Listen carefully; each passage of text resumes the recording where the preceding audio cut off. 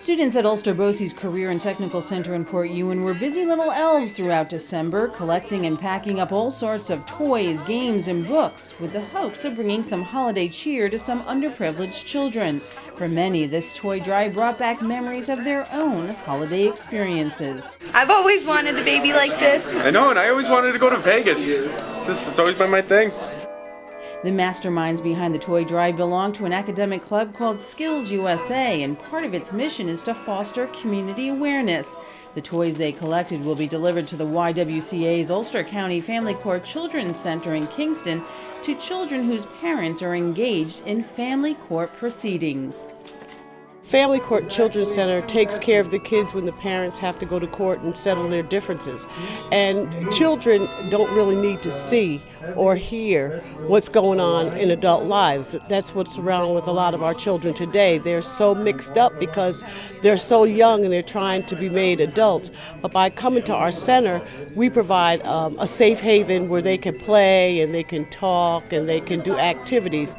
I'd like a toy if I were that age, being scared or a stuffed animal. I remember when I was young, I'd always love stuffed animals. If I got scared, I had to go to the dentist. I'd want to hold on to something while being that nervous. Whitlock says many of the cases involve divorce, orders of protection, criminal and/or foster care. She added that many of her young clients are homeless, live in hotels and shelters. Some of the kids don't have Christmas because their families are struggling hard enough in family court to feed them and make sure they go to school. We have seen kids that don't have coats. We see kids that don't have hats, scarves, and gloves, only because a parent has to make the choice. Do I feed you? Or do I put a roof over your head, or do I give you a toy? And at Christmas, every child should receive something to give them some joy.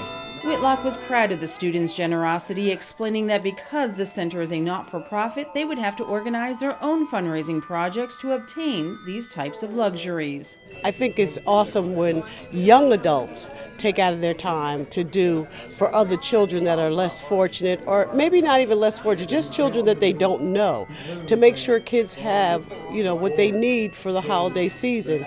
Club leaders said that due to the recent inclement weather and school closings, they would like to continue collecting toys until Wednesday, January 15th.